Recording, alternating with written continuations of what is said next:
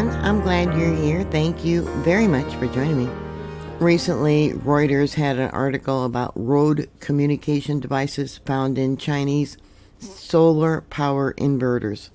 They didn't name any of the inverters, so I did the research myself and I found 4 companies. Rogue communication devices are devices that are put in there intentionally that you don't know about.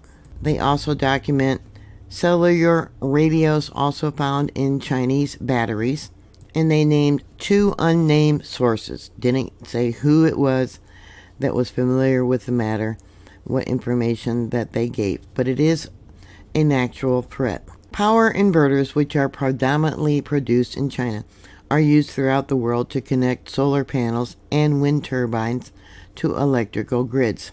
They are also found in batteries, heat pumps, and electric vehicle chargers. Some inverters are connected with Wi-Fi for updates, access to maintenance, different things like that. The utility companies that use these type of devices typically install firewalls to prevent direct communication back to China. However, some rogue communication devices not listed in product documentations have been found in some Chinese solar power inverters by U.S. experts who stripped down the equipment hooked up to grids to check for security issues.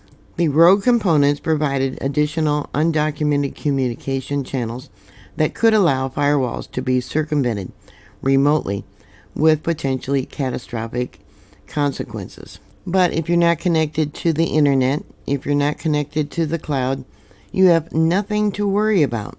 But if your device does, it could enable the Chinese government to skirt firewalls and switch off the inverters remotely or change their settings, destabilizing power grids, damaging energy infrastructure, and triggering blackouts, the Reuters article said.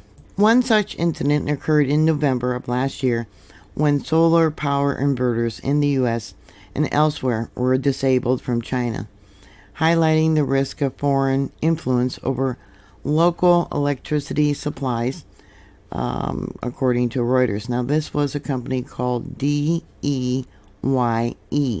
They're also used in balcony-type solar powers, systems for small homes, apartments. This article talks about how Deye, also represented in Germany balcony power plants and solar system installation with inverters, have switched off such devices in the U.S., Great Britain, Pakistan, and several other countries as of November 15th, 2024. The solar systems are all dead, they said. A PDF file that I found talked about hijacking inverters with new vulnerabilities. To obtain control of these many inverters, there are several potential attacks that a threat actor could take. The attack was the easiest for grow-watt inverters.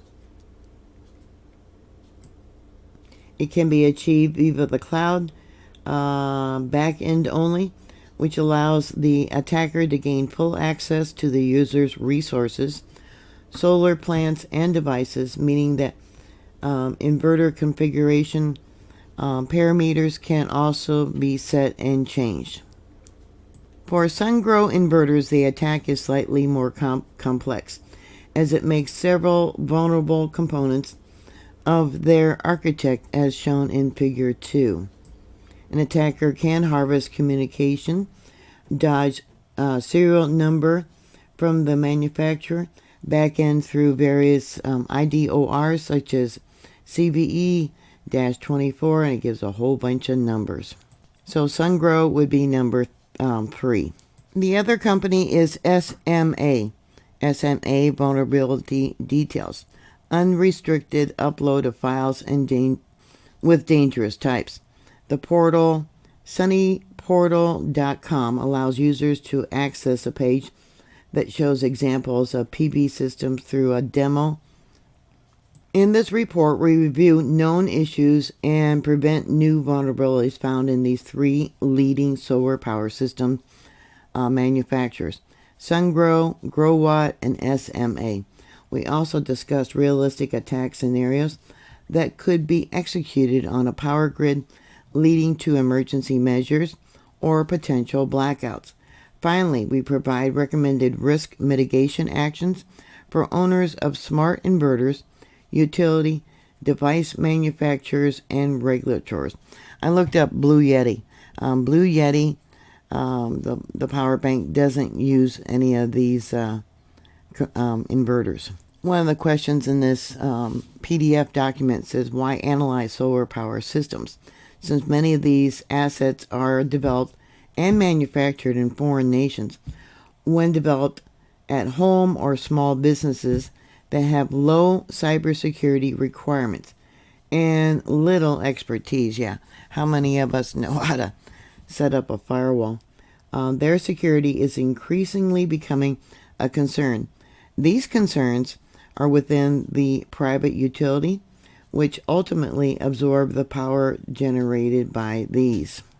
There are 3 types of solar power systems depicted in this report. Residential systems typically have between 6 and 20 power panels mounted on a rooftop to provide power to a single house, generating around 5 to 15 kilowatts. Commercial systems are similar to residential, but can be a bit larger, generating around 100 kilowatts or more, and are meant to power a business, which can be anything from a small gas station to a large manufacturing plant. Industrial or industrial scale systems have large arrays containing hundreds or even thousands of panels, usually ground mounted in a solar farm or solar park, generating at least 1 million kilowatts or 1 million watts.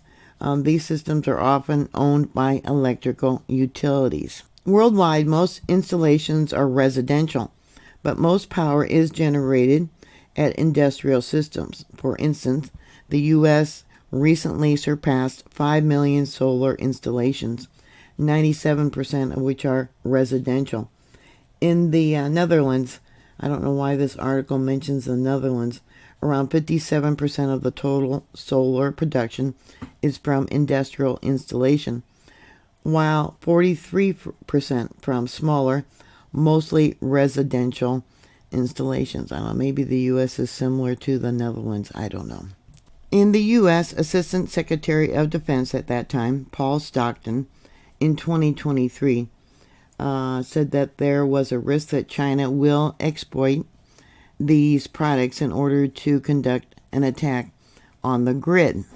In Australia, where 30% of homes have solar systems, a 2023 report by the Cybersecurity Cooperative Research Center highlights the risk of Chinese manufactured devices and quoted Shadow Minister for Home Affairs and Cybersecurity, Senator James Patterson, saying that almost 60% of Australia's SMA, that's the one inverter I was talking about, are supplied by Chinese manufacturer, including Sungrow.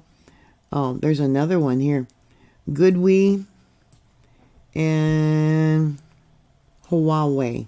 I know I'm pronouncing that wrong. All of whom are subject to China's national intelligence laws. So I haven't looked those two up yet. Goodwe and Hua. The article does say we did not find any significant weakness in Hawaii, Ginlong soils, and Goodwin in the limited time we could fairly dedicate to each vendor. This does not imply that these vendors are more or less secure than the others, since some we didn't have access to test accounts or decide not to spend more time on the analysis. So something that you'd have to probably look into, these companies yourself. So Hawaii, no issue found in limited analysis. Sungrow, possible takeover device and data leak. Ginlong soils, no issue found in limited analysis. Growwatt, possible takeover of accounts and devices and data leak. GoodWe, no issue found in limited analysis. And SMA, remote code extension on the cloud platform. So seeing how the Reuters article didn't go into what companies were vulnerable, I thought I would do the work for you. Yeah, spend a couple hours doing this. If you find out more, please put your comments down below. Thank you very much for watching. Please like, share, and subscribe. And I'll talk to you later. God bless you. Bye.